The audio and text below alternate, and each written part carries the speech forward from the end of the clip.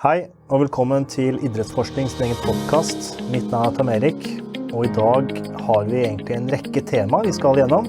Blant annet skal vi snakke om idrettsvitenskap og hvordan det foregår I England. Og vi kommer også til å snakke om søvn og hvordan søvn kan påvirke helsa vår og prestasjon inn mot idrett. Intervjuet kommer til å bli utført av min gode kollega Matthew Shaw, som også en del av idrettsforskning. Gjesten vår heter Tom Cullen og fra England, og det kommer til å bli et meget interessant intervju. Hele intervjuet kommer til å være på engelsk, og vi håper at du tar deg tida til å høre på.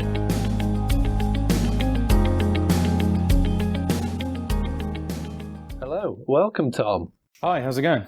Yeah, good thanks. How are you? Very well, mate. Cool. So, the usual format for the podcast is we always start with somebody's background, so it's just your opportunity to tell us a little bit about yourself, really, Tom, in terms of your education and then where you've been working and how you've got to where you are today, really. Okay, fairly traditional, I suppose. I started off straight out of school, did a BSc in sport and exercise physiology, then went straight into a master's course in London at King's College and studied human and applied physiology, and then went into an internship role in professional football in Scotland, working with Celtic Football Club. From there, I went on to do a PhD working in Olympic sports, looking at overtraining, immune function in sort of elite endurance athletes based in South Wales. Yeah, I guess that's my kind of education. And throughout that time, I was working with a lot of the Welsh athletes in South Wales, rowers, swimmers, that sort of thing, lots of the endurance athletes. I finished there after sort of 3.5 years and went into a job lecturing and doing a little bit of research as well in Worcester, which is where I met you, Matt. I spent 3 years working there and ended up leading on the master's course in applied sports science. And then about a year ago, I left for a research-focused role at Coventry University, where I'm currently now as a research fellow. Cool. So, in some ways, I would probably consider that a slightly untraditional progression, and one based on the typical kind of career progression you see with sports scientists and S&C coaches in the UK, to go from the field and then back into PhD study. So that's kind of interesting. Initially, what I'd like to explore, the fact that you went from working in professional football to then, is it safe to say you basically did a PhD in exercise biochemistry? Yeah, I kind of... lots of biochemistry for sure, some immunology, and lots of exercise physiology, really. I mean, for me, physiology is really broad and includes biochemistry and those sorts of things. So I wouldn't necessarily say it's pure biochem. It's really just physiology. It's just physiology is a broad topic. Okay, yeah. Well, we'll kind of get into that, into the specifics of the research later on, but I don't know, Tom, what are your thoughts? So, for example, how long did you work at Celtic for? As a year. Okay, so you've done a year in the field and then gone back to university. Does that sound kind of traditional for you over here? To do some work before studying, you mean? Yeah, I find it quite unique in that, you might see people go master's, PhD, yeah, and then try to open up into the field and work in, say, for example, professional football, whereas obviously kind of Tom's done it the other way round. But I don't know how traditional that is or how surprising it is for you. Well, it isn't surprising, but the traditional way here in Norway is that you follow from high school up to university, and you take a bachelor, master's, and maybe a PhD, and then you go out to work. But in my experience, when I have students that have been out working in the field, teaching or coaching or wherever, they have a sort of a a more realistic view on the field. So, in my opinion, those who had worked before maybe be better students and have a different and maybe better perspective. Yeah, absolutely. What do you think about that, Tom? Do you agree? It's kind of weird. I think at the time when I was doing all these things, 'cause I kind of did lots of other stuff alongside my degree. And at the time, I was just kind of ambling through doing all this extra stuff and I just thought it was the right thing to do. I didn't really plan that much about my career, I suppose. But now I look back when I've been in teaching roles and I'm like, I can see kind of the wood through the trees a little bit. And at the time, I hadn't got a clue. I was just doing lots of stuff and it ended up being useful in the long run. But I certainly didn't plan anything at all at the time, really, I don't think. What are those things that you've seen that you just mentioned? Well, I guess similar to when we worked together at Worcester, you kind of encourage all the students to go and take every opportunity going. So I did strength and conditioning qualifications, gym instructor qualifications, like a massage qualification for like sports massage. And then I worked in a lab over the summer as a research assistant and stuff like that. So I just did everything, but not specifically with a view to, I don't know, being a strength and conditioning coach or specifically being a researcher. I just did sort of everything that was going, or applied for everything that was going, and sort of saw where it took me, I suppose. Do you think that's a good thing? And I'm going to kind of expand on that based on how I know you. So obviously we worked at the University of Worcester pretty briefly, but kind of the way I viewed you as someone I could basically look up to from a research point of view in terms of an academic that I respected for subject knowledge, but then I could speak to you and I don't know, in the same way, look up to you in terms of someone who's done it in the field as well. I would say that's kind of rare to have that balance, or that mixture, of being a very good scientist and a very good field-based practitioner. So my question is, like, how important is that? It's certainly been important for me. I think one of my strengths, aside from whether you think I'm good at any of it, is that I've seen a lot of different environments, and whether that's specifically applied sport in a performance setting or whether that's research, I've seen a lot of different environments, whether it's in football, rugby, Olympic sports. I've worked with maybe 10 different sports, like hundreds of athletes. And I think that diversity is really, really good because you get to see different approaches from different practitioners, or in a research context from different academics, which is really, really good because there's loads of different ways of working that are effective. And as long as you're open to listening to what people have got to say, then I think it's been a positive. Okay. So there will be academics listening to our podcast, and I think one of the benefits of having international guests is just to provide an overseas perspective. So if you can imagine, me and Tom might be involved in meetings and talking about what should sports degrees have. Looking back on your experience as someone who's been a course leader at Masters, someone who's worked in the field, someone who's now a kind of postdoc and done the traditional BSc sports science, if you could reflect on that, what do you think, if someone said, you're right, what should these degrees contain? What would you say? I think actually sports science is in a really difficult position, and I can only really comment on what a sports science degree looks like in the UK. It might look, I'm sure it will look completely different in Norway and wherever else in the world you want to study it. But I just think the topic is so broad now that it's really hard to get all of these different learning experiences in that are really, really important.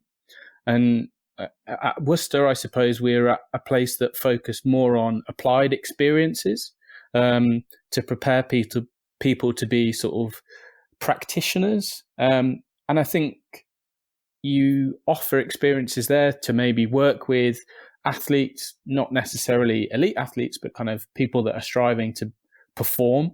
And you can also offer experiences to work with people in a health perspective that want to get training and things like that, just to be healthy and age well and things like that. So you can offer applied experiences, but then you might miss out on some of the really high quality and in-depth research techniques that some other institutions would be able to provide. And I think it's really rare that a university these days can do both effectively, because some of the really high quality lab scientists just don't have access to and don't work with people in the field all the time. And I think it's very, very difficult to do both. But it's part of where we are as a degree at the moment. I think I don't think it's in the best place, if I'm honest. I suppose it's what's the word? I suppose there's almost a conflict between art versus science to some extent. Do you think? I don't know. I mean, I know you were going to ask me along those lines, and I'm not sure there is. But it also depends on the sport that you end up working in. And I think there's a big differentiation between some of the team-based sports, football particularly, and that extends to other sports that we've got primarily in the UK, rugby and cricket and things like that, where a lot of the time practitioners get into jobs because they're likable and obviously knowledgeable, but primarily because they convince someone interview that they want to work with them. And you contrast that sometimes with Olympic sports, where it's much easier to judge whether someone's doing a good job, and you get looked upon by people that actually know a lot of science above you and can judge whether you're a good scientist as well, and can impact performance. And I think it's a really different skill set to work in those different environments. So I think it's a difficult balance to have, and a really different skill set required. You just made a very interesting point, which I suppose is specific to you. Working with people above you who are very good at science. So have you got an example of that? I assume you must have. Well, not for me specifically, because in the role that I was in when I worked at Sport Wales, I was doing a PhD where the main scientists that knew what I was doing and knew what I was talking about were all academics in the university. And the applied scientists working with the other athletes were off working with their other teams.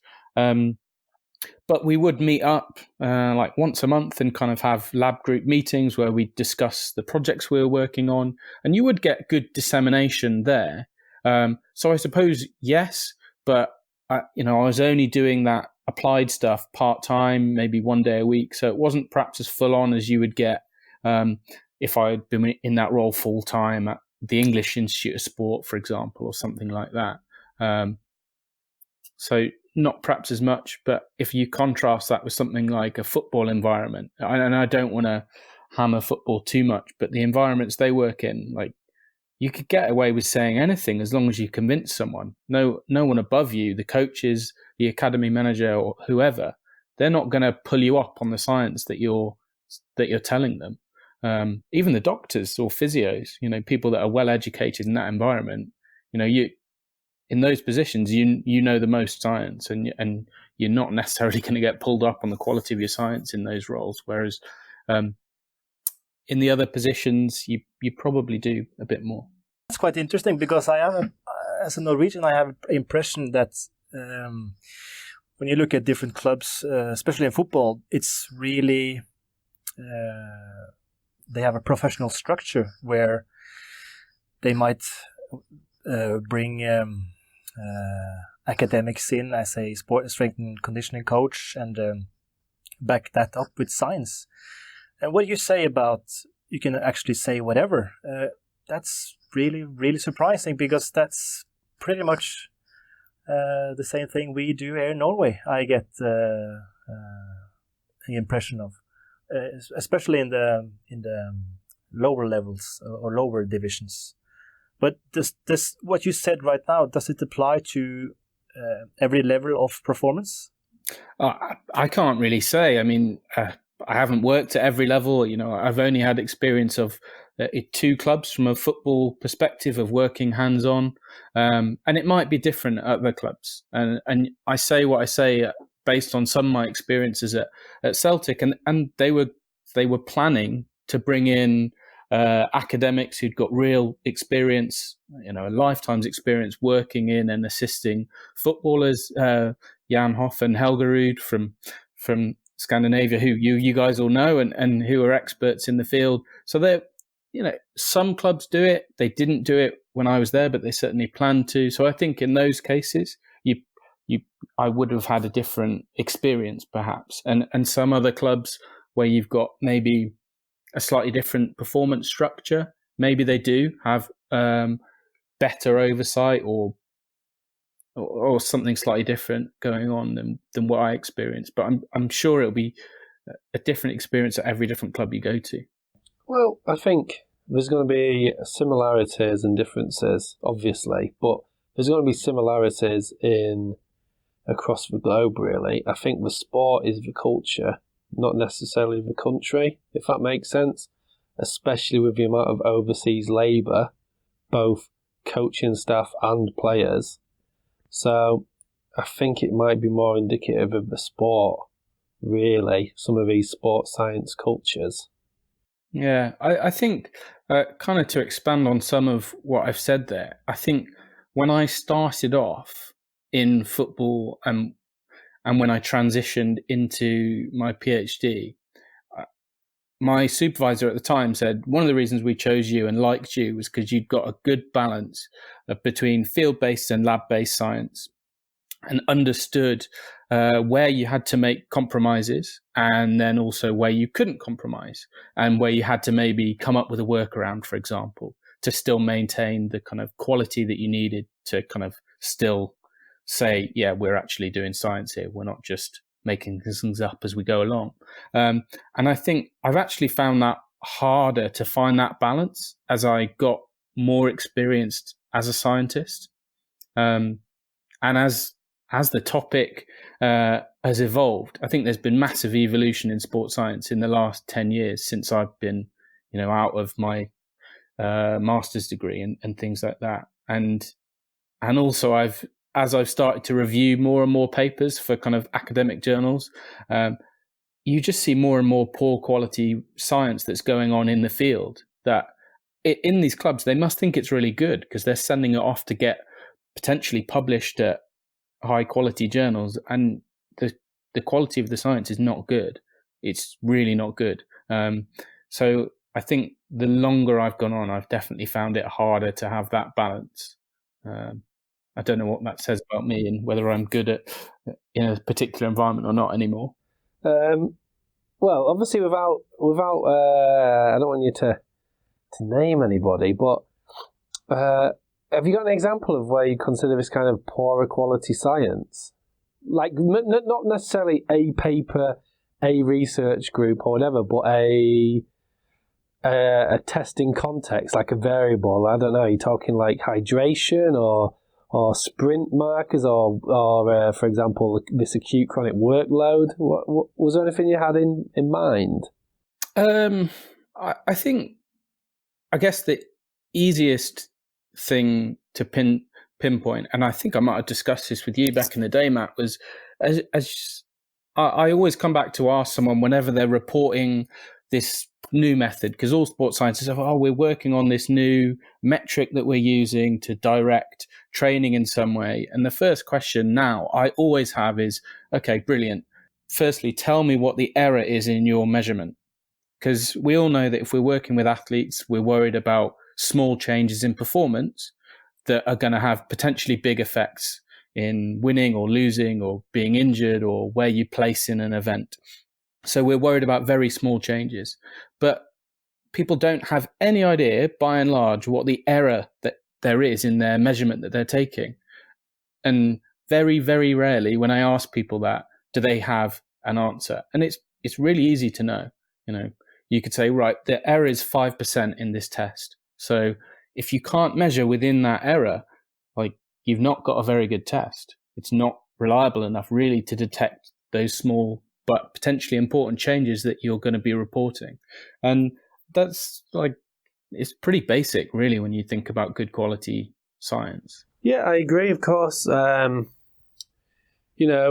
this kind of seems to be this overlooked thing. Or just basics I've seen where when they do a retest and the surface is different, just basics like that. But going back to the error thing, I mean, and Tom Eric will be able to give more insight on this, but my first impression or more recent impression of sports science, in particular football, is but basically where you'd be a physics trainer. It's basically a sports scientist. Yeah.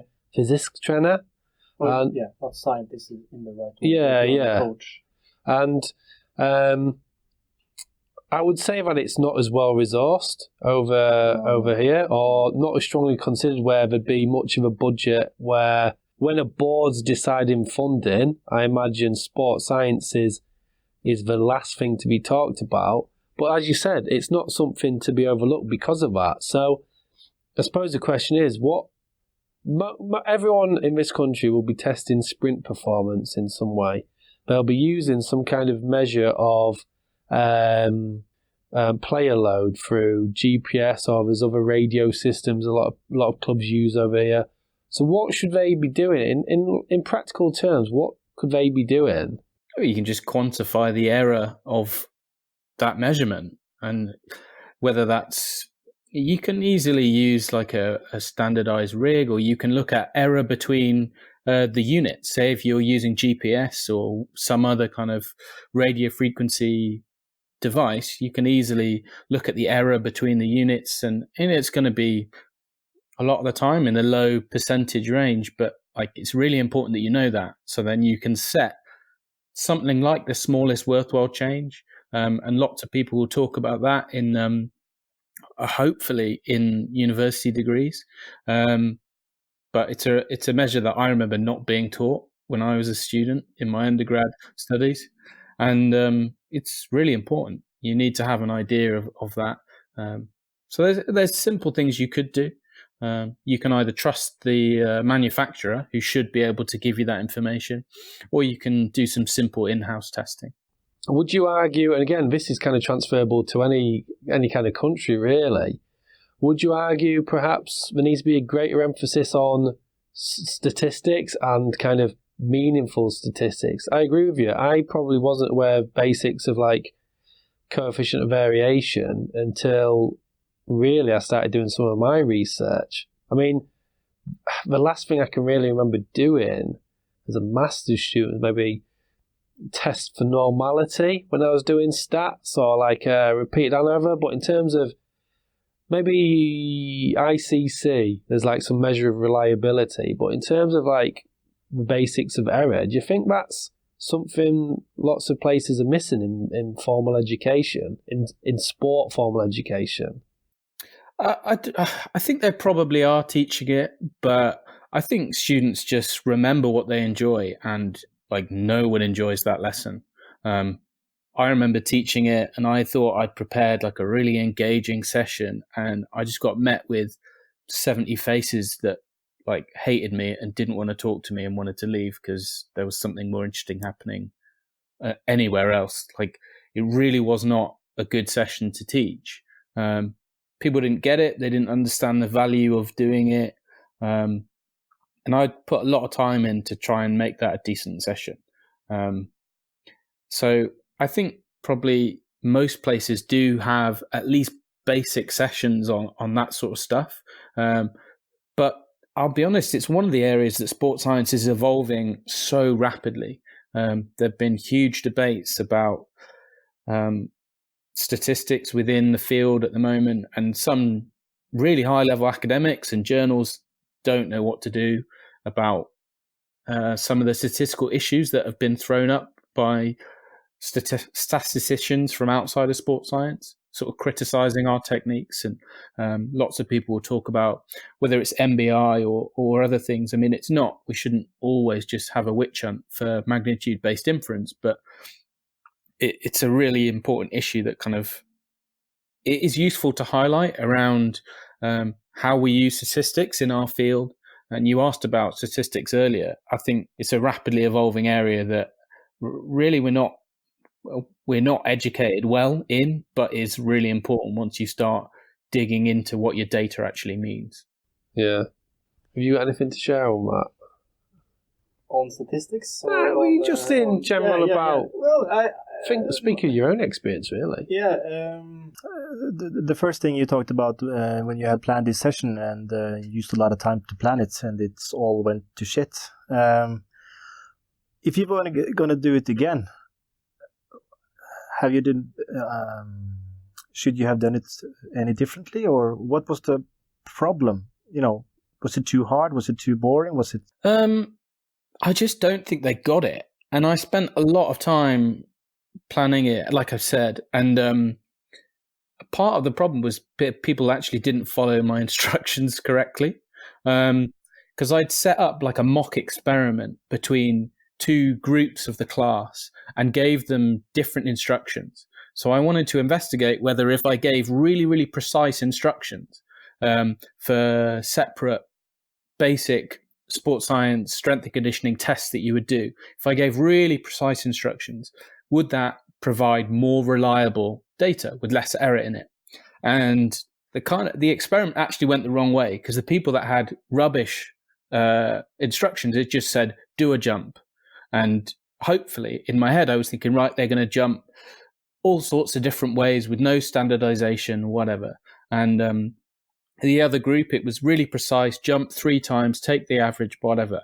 And the other group just were like, why do we need to measure 3 times? We'll just do it once and then use that. So they got like almost perfect data because they just hadn't read the instructions properly or followed it to how I'd done it. So, I mean, that's a completely different issue. It's just dealing with children, basically. But a learning experience for me, and I certainly didn't run that session like that again. How old were the students? Oh, second year of a university degree, so they'd be 19, 20. Ah, okay. It's quite young. Well, you consider that young. We wouldn't. Yeah, no, because the school system are way different. Yeah. Yeah, I could see that going the wrong way if I've done this, because here in Norway, you are 19 when you finish high school. If you go all the 3 years, you don't start in university before you could start when you're 19, but then you have taken some different roads in high school. But the earliest you start when you're 20. But you're quite young, and I can see the problem if I'm going to do the same thing that you did with my group now in the first year here, which are approximately 20 years old. They would not see the meaning of it, I think. Yeah, I agree. Yeah. So it's frustrating because we all do. We all see the meaning of that. And when does that transition happen, where if you came into a lunchroom and said about that activity, people would be like, cool. But then the students don't. So my question is, and I don't know if there's an answer, is when does that transition happen? I don't know. I think my impression is that they don't really care about the data. They don't care about whether the data you're presenting is true or whether it's a real response. A lot of these kids, they don't really care about whether they do a good job. They just want the job. They want the tracksuit. And there's not a lot of value in some of these jobs in saying, actually, we've got an issue here. We need to do this differently, because then you upset people and you're more likely to not be kept on or whatever. So that's what I see often in some places in the applied world. And it's kind of only maybe sometimes in research, or if you really, really care about the quality of your data in an applied role, do you start to really think about some of these things? And I've slagged off some instances of football environment sometimes, and I got a caveat with saying I've seen some excellent quality scientists raising all these same points with regards to the GPS data that they collect and the analysis that they do on all those things. So good practitioners, good scientists do care about these things and stuff like that. So I think it comes down to making the students actually care about the data. But unless it's got some meaning to them or some value to them and whatever, they just don't care, which is problematic. I don't know how we make them care about the quality of their data. Do they have any sort of we say praxis here in Norway, but work experience in the study, or how soon do they start with that? Depends on the university. They can start as early as year one, or I would certainly encourage them to. And maybe earlier on they kind of do sort of entry-level qualifications. Maybe you do a coaching badge or a kind of health and safety first aid type badge. And then we would always encourage them to try and get experience out in the field. But first year, they're probably not doing that much high-quality data collection stuff. Maybe some of them do at the end of their second year. We have lots of universities will have like research assistant type roles where they come in and maybe assist an academic collecting some data on something. And I think it takes experiences like that where like it really does matter. If you collect crap data, then you just find nothing. There is no significant difference at the end of your study kind of thing. And it almost takes them doing their dissertation to realize that, I think, a lot of the time, because the majority of dissertations end up with there was no effect of the intervention that we did or whatever. And most of the time it's because the quality of the data was not very good. So I think it takes those sorts of experiences. I don't know how we get those in earlier without kind of punishing the students for stuff they don't know already. Dissertation is a bachelor uppgave. Yeah. Well, I know, but maybe not the listener. Yeah. Okay. Well, they know now. Yeah. So speaking of kind of high quality data, we'll kind of move on and try to address your specific topic. So you've recently had a paper accepted in the Journal of Sports Science. I can't remember the title, so I'm going to ask you it, but it's basically your current specialist area. It's looking at kind of the roles of interleukin-6, and I suppose that can maybe mean nothing to a lot of people. So if you want to kind of talk about that current paper, then we'll kind of get into the broader applications of that research, really. So is it possible to kind of summarize that latest paper? Yeah, so I've got a point to make here. So the latest paper that was published this week doesn't actually have any biochemistry data in it. There is a follow-up paper that will have all the biochemistry in it. That is under review at the moment with a different journal. So there will be, hopefully, dependent on what reviewers think, a sister paper to the paper that we have published this week. So there, I can talk a little bit about that, but not kind of too much because it's not been fully peer reviewed yet. So I need to be careful about what I say. But I can certainly talk about the paper that we've had published this week, which was looking at sleep deprivation and partial sleep deprivation and physical performance and cognitive performance. So I can talk about that. Yeah, please talk us through it and how do I say this? Reignite some horrible memories I had performing as a participant in that. Oh. Yeah. It was certainly a very tough experiment to not only conduct, but also take part in. Matt, you're a good man for taking part in that. It was certainly not the easiest experiment. It's all for science. It wasn't too bad. Oh, really? That's interesting, seeing as you reported an RP of 1,000. Yeah, that is true. I'm very impressed you remember that. Yeah.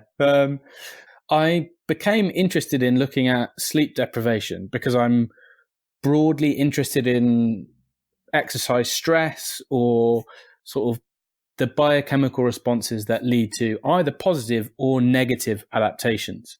Obviously, sleep deprivation is very, very negative. And I wanted to use it as a tool to investigate why we feel fatigued and some of the signals that result in either reduced performance, and really investigate that paradigm. So we thought, actually, we could use a number of interventions, because a full night of sleep deprivation, interesting, but it's not particularly realistic to what people experience on a regular basis in sport and exercise context. It does happen occasionally.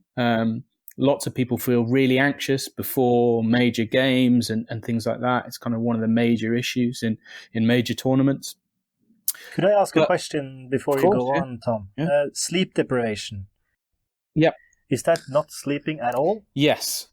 Or just trying to sleep and you can't sleep really? So it's kind of sleep deprivation in this context is slightly different to what you see in the real world, because even if you're in bed up all night and you cannot sleep, what you're experiencing there is slightly different to what, say, we experienced or the subject experienced in the lab, because they are forced to stay awake. You know, we stay awake and talk to them all night. We put Netflix on. We keep them awake through whatever means possible.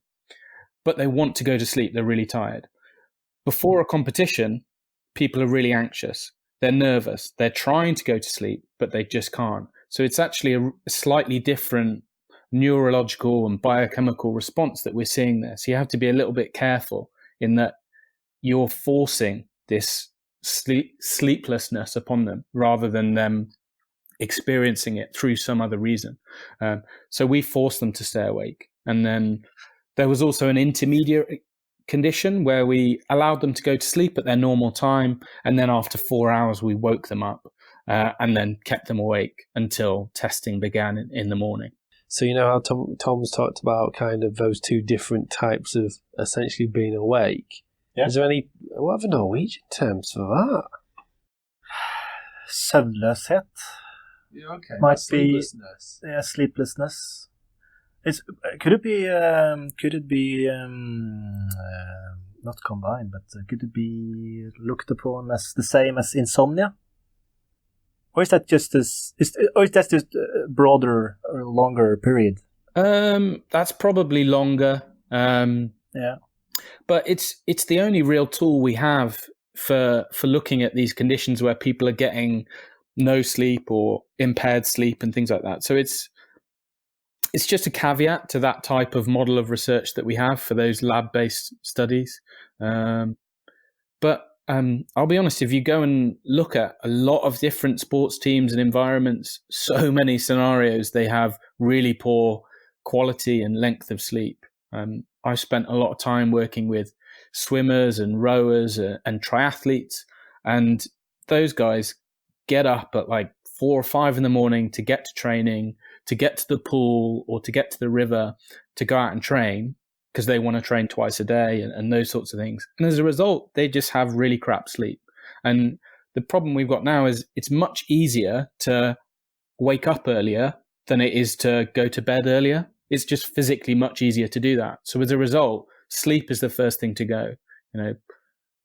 So it's really common that people have really poor sleep, especially these endurance athletes.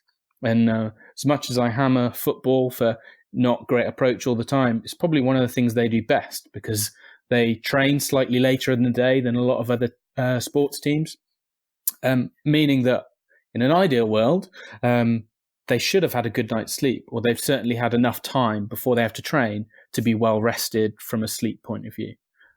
So the biggest factor for sleep deprivation might be the training volume, or that's one factor.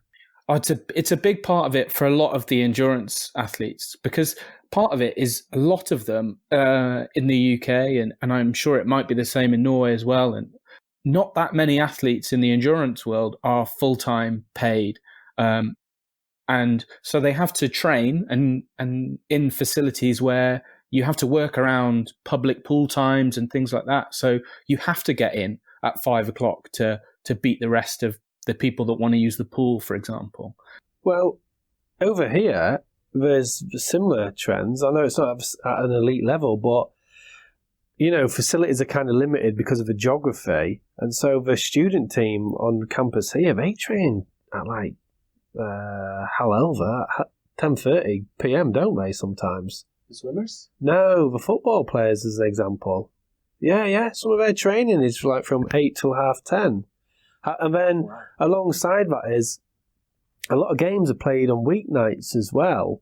And Norway is a difficult place to get around. And I've been into a supermarket late sometimes, and I've seen a football club getting ready to get onto a bus.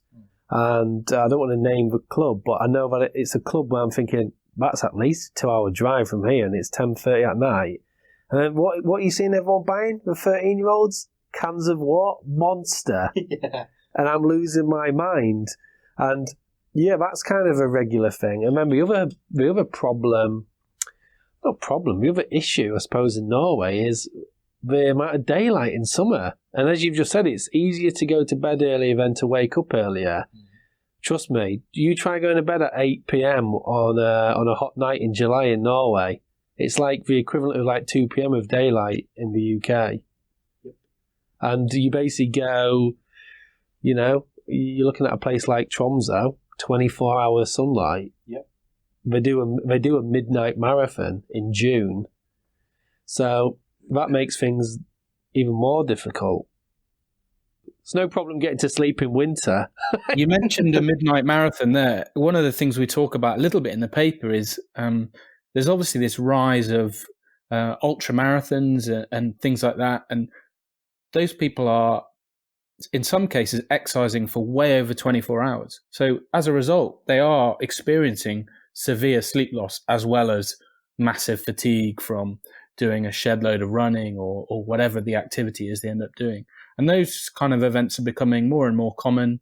So it's important to try and assess what the effect is of these types of things on performance, if you actually care about performance, which all the athletes doing this stuff obviously do.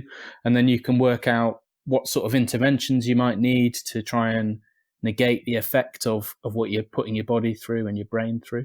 What did you, in terms of performance measures, what did you find? I'm just thinking, if a physical coach here is listening, what would they expect to see if one of their players or one of their athletes turns up after being awake all night, or, there might be a young parent and they've had half a night's sleep. What would they see? Well, we saw quite significant effects on cognitive function, aerobic performance, power performance, jump ability, and also maximal strength. So pretty much everything was affected. We tried to measure a broad range of performance aspects that kind of are broadly important for a range of different sports. We obviously couldn't measure everything, because the more stuff you measure, the test that you do for one thing affects your scores in the other tests. So we couldn't do everything. So we didn't look at coordination and repeated sprint ability, but pretty much everything else we've tried to cover, and everything we looked at was negatively impaired. But the important thing to mention is that the effects are really, really varied. So some people might be affected in terms of, say, aerobic performance by 45%, and some people not affected at all. So it's really varied, and that's kind of been seen throughout all of the studies on sleep deprivation or impaired sleep. So it's really variable. So we don't really know why some people are protected against it, but it looks like the more aerobically fit you are, that you're protected to some degree. We don't really know why yet, but it'd be an interesting thing to look at. So they're kind of quite easy applications for athletes. Now, we hopefully have listeners who are, what you say in Norwegian, mannen i gata, the man in the street. So you kind of weekend warriors and your gym goers. Is this kind of research useful for more general population recreational exercises? I don't think it is really. I mean, it is about performance, and if you're doing those things, it's just great that you're out there doing it. And if you went out on a bender the night before, brilliant. It might give you a slight increased risk of injury or whatever, but at the end of the day, our study was primarily focused on performance. And for those guys, you might care, but I mean, it's pretty obvious. You know that it's going to have a negative effect on your performance, so you probably shouldn't do it. You probably knew that before you decided not to have a great night's sleep, or before you ended up not having a great night's sleep. So it's fairly basic stuff in terms of that. I don't think it's that crucial to those types of people, but I mean, it's more information, which is a good thing, I think. Yeah, I suppose that makes sense. It kind of supports the common ideas of, these things are probably going to happen because you're having a bad night's sleep. But kind of moving on from this specific paper, so you've kind of done a lot of work with cytokines, right? Yeah. Is any of that... Some people would read your work and go, oh, this is quite hardcore biochemistry. I know that you obviously feel differently about that, and I agree with you. How could you apply your findings to this man in the gut, to the man in the street? Is there anything for the general population and these weekend warriors to benefit from this this level of research, or the level of your research?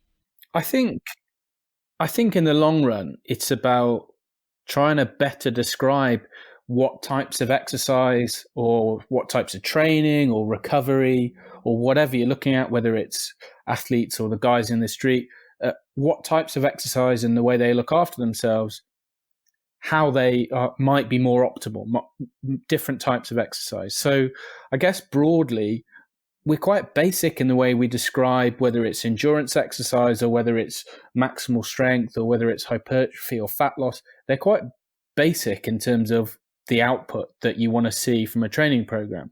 But the problem I have with that is that there are loads of other things that are really important to whether it's long-term health or aerobic performance or maximal strength or whatever, that might be better ways of describing the effects of the exercise than just those classic measures that we've always had. So I think it's part of the way we better understand how exercise works. And then as a result, we can kind of plan different types of exercise more effectively for different people. But I completely agree. It's a long-term thing. There's loads of work that we need to do for different populations and things like that, because if we're just interested in maybe fat loss, for example, that might not be the most appropriate type of training for someone that's looking to just get fitter, for example. And if we had a broader array of the way we describe training, then I think we've got a better chance of doing that. Has that developed your understanding of different types of training specific to the biochemical markers you've previously looked at? Yeah, and I'll try and give one example. I'm not sure I did a particularly great job of explaining the last segment very well, but hopefully this next bit will give a good explanation of that. So one of the types of exercise that I've looked at is high-intensity interval training. Really common. Loads of people that go to the gym will do it. It's been popularized by a lot of research from the Norwegians as well, Jan Hoff and Helgerud. So we looked at that. Really effective if you do it 3-4 times a week. You get big improvements in fitness, you'd lose weight and things like that. But I'm interested in inflammation and cytokines, which are important for health and things like that.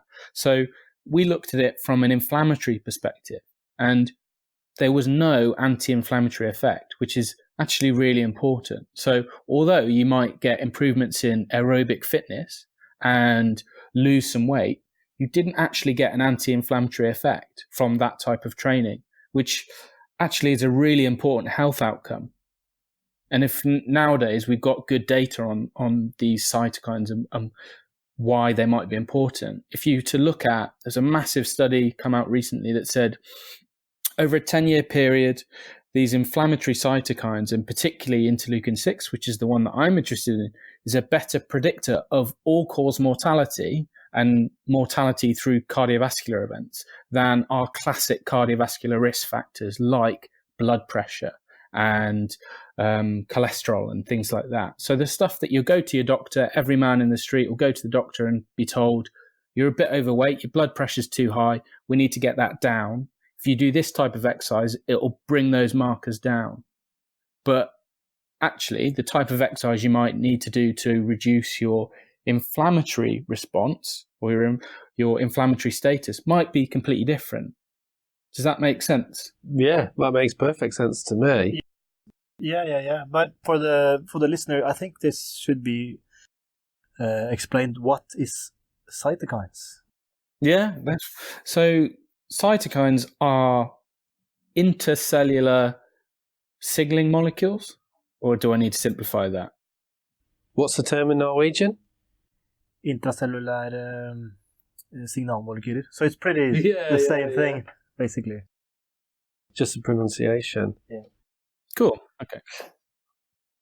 So cytokines are signaling molecules that communicate responses within the body and within cells. So they function a little bit like hormones, like testosterone and cortisol that we have heard of, that are important parts of the way we respond to exercise and training in the long run. So they're part of how we communicate within our body, whether they are positive adaptations to exercise, but also negative adaptations. So I've researched cytokines for their potential negative effects in the overtraining context, but lots of people are also interested in the potential positive effects they can have in terms of reducing chronic inflammation.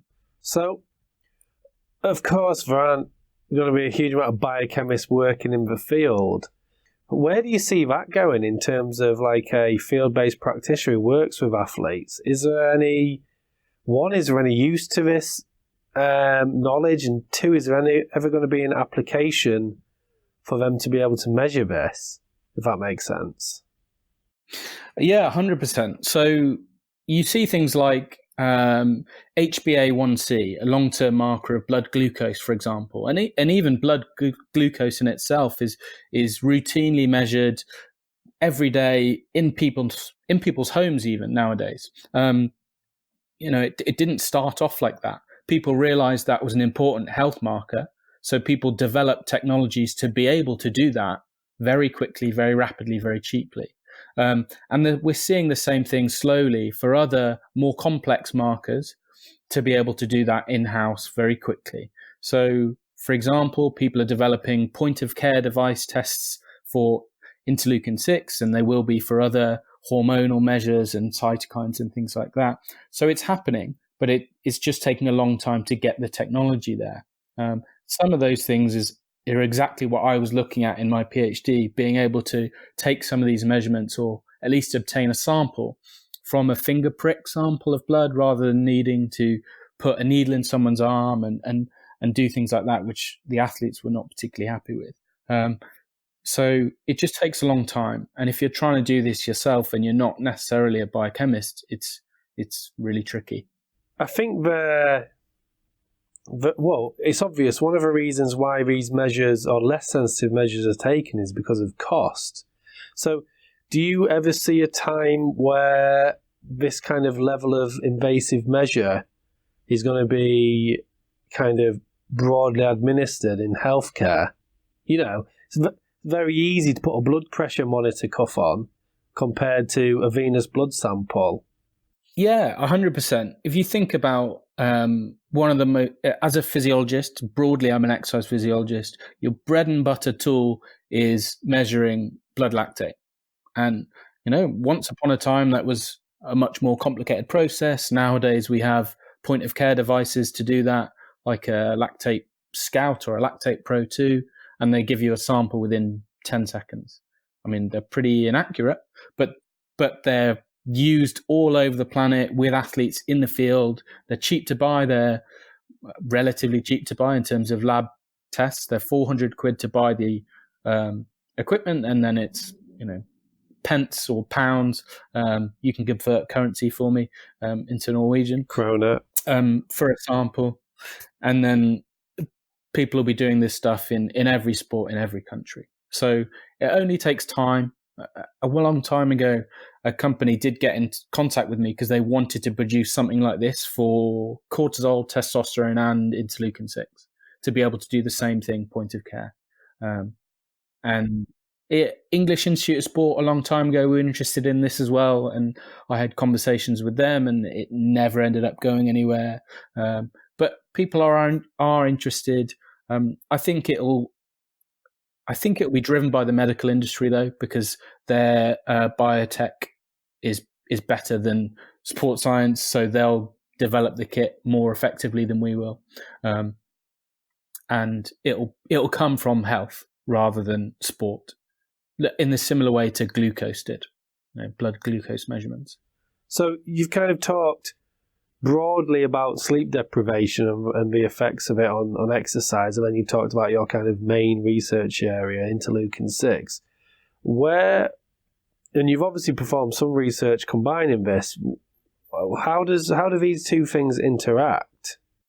Yeah, so we've collected the data, we've analysed it all, and that's part of the study is under review at the moment with another journal. Hopefully it will get accepted fairly soon. So it's really the main driver for why I wanted to look at sleep deprivation, in that we see some aspects of cytokine functioning are altered by sleep deprivation.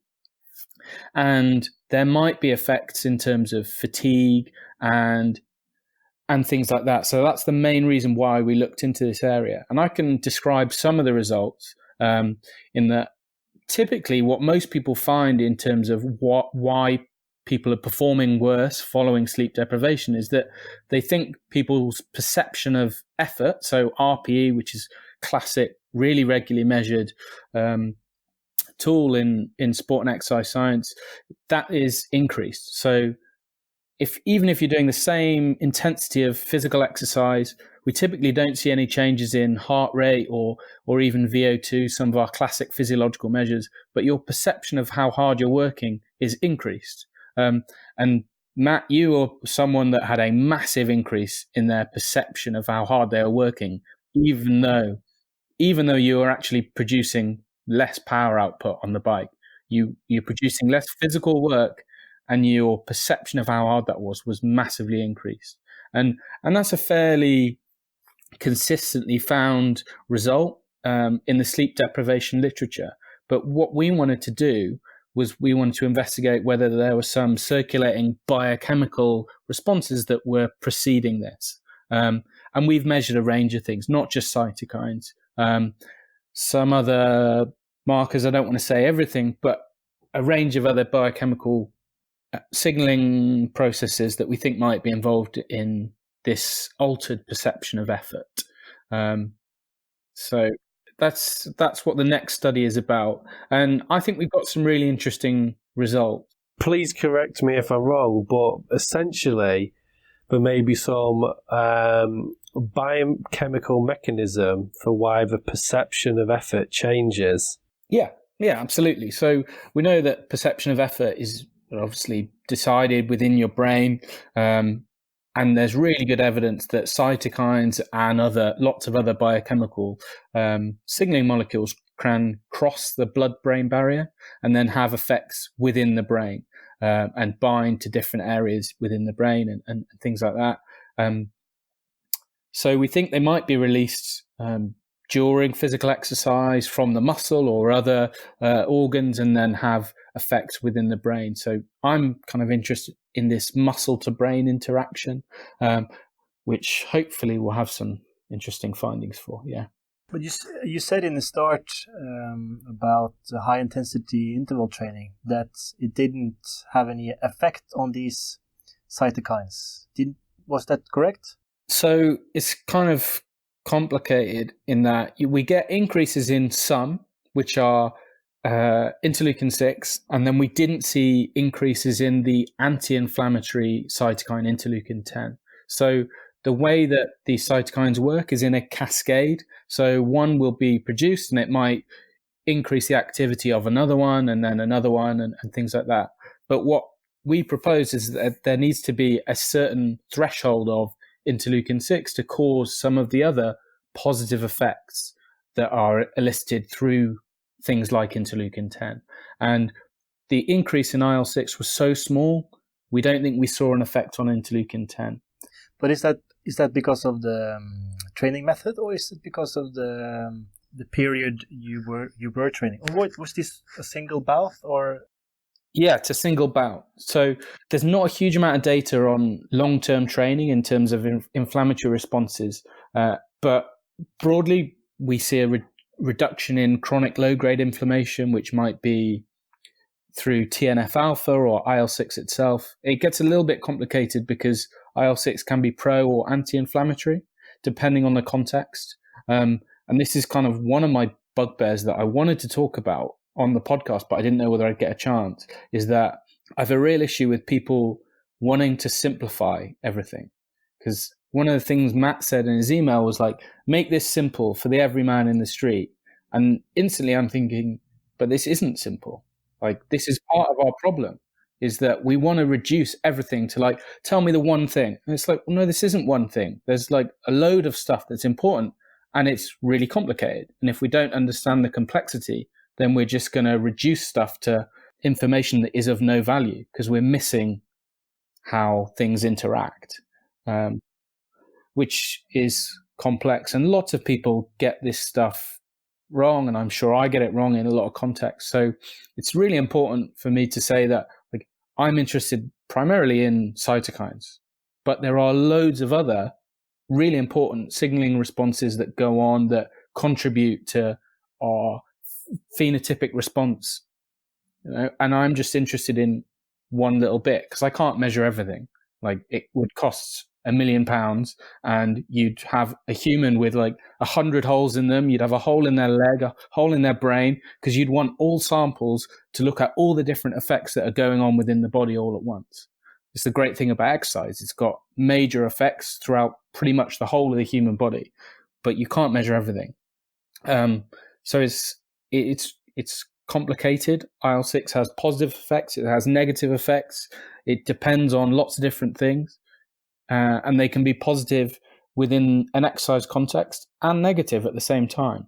So it's kind of a tricky topic. It's led to some really interesting titles in the field of interleukin 6 recently. A title that I really enjoyed was The Good, the Bad and the Ugly of interleukin 6, describing this context-dependent nature of the way that it works, and that if you don't exercise a lot, it increases and can be negative. Whereas if you exercise, it increases for a short period of time, then goes back down. And if you do that again and again and again, in the long term, you have positive effects.